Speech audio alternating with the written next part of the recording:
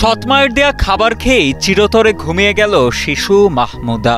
আর মৃত্যুর আগে ধারণ করা ভিডিওতে জানিয়ে গেল সৎমায়ের দেয়া কোমল পানীয় খেয়েই বমি শুরু হয় তার। ধারণা করা হচ্ছে সৎমায়ের দেয়া সেই কোমল পানীয়তেই মেশানো ছিল বিষ।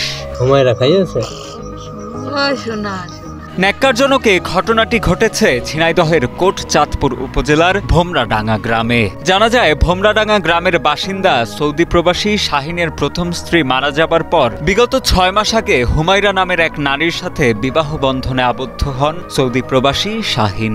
৬ বছরের মাহমুদা শাহিনের প্রথম স্ত্রীর সন্তান। মা মানে একটা অন্যরকম কিছু বুঝি। মা তো মাই, সেটা সৎ হোক বা নিজের মা হোক।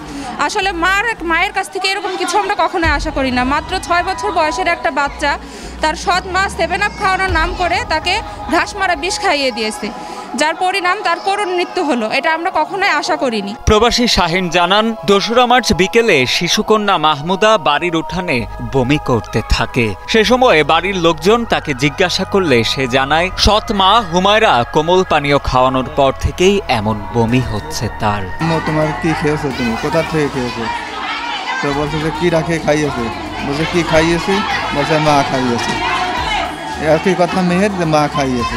এরপর অসুস্থ মাহমুদাকে ঝিনাইদহ সদর হাসপাতালে নিয়ে যাওয়া হলে সেখান থেকে উন্নত চিকিৎসার জন্য তাকে পাঠানো হয় যশোর সদর হাসপাতালে। পরবর্তীতে বৃহস্পতিবার সকালে চুয়াডাঙ্গা সদর হাসপাতালে নেয়ার পর দুপুরেই চিকিৎসাধীন অবস্থায় মারা যায় শিশুটি। মাহমুদা নামে ৬ বছরের যে প্যারাকুয়েট পয়জনিং অর্থাৎ ঘাস মারা বিষ, এই পয়জনিংয়ে আমাদের বাচ্চাটা এসেছিল খুবই খারাপ।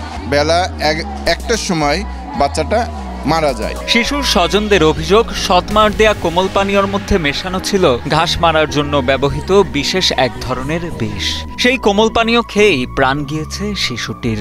এমত অবস্থায় দোষীর সর্বোচ্চ শাস্তি চান শিশুর স্বজনেরা। যে মাসুম বাচ্চা এইভাবে যে বিষ খাইয়ে, যদি অন্যায়ভাবে বিষ খাইয়ে যদি তার কেউ সাপোর্ট দেয়, আমরা এখন যদি এর বিচার না করতে পারি, আখেরাতে তো আমাদের হিসেব দেওয়া লাগবে। তো আমি চাই এই কাজটা যে করেছে তার দৃষ্টান্ত আইনমূলক শাস্তি আমি চাই। এ ঘটনার পর গা ঢাকা দিয়েছেন অভিযুক্ত সৎমা হুমায়রা।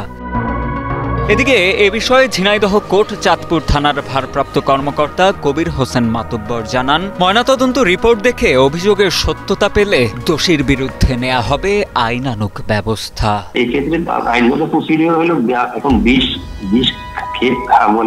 খাওয়াই দিচ্ছে, এরকম এইসব সংক্রান্ত মতামত দিতে পারবে ডাক্তার। এখানে যদি বিষ পানি দিয়ে এসে মারা যায়, ইউডি মামলা হবে। ইউডি মামলার পরে লাশের পোস্টমর্টম হবে। লাশের পোস্টমর্টমের পরে ডাক্তার মতামত দিবে। ডাক্তার যদি মতামত দেয় যে হ্যাঁ বিষ খাওয়ানো হয়েছিল, তবে আবার মামলা হবে।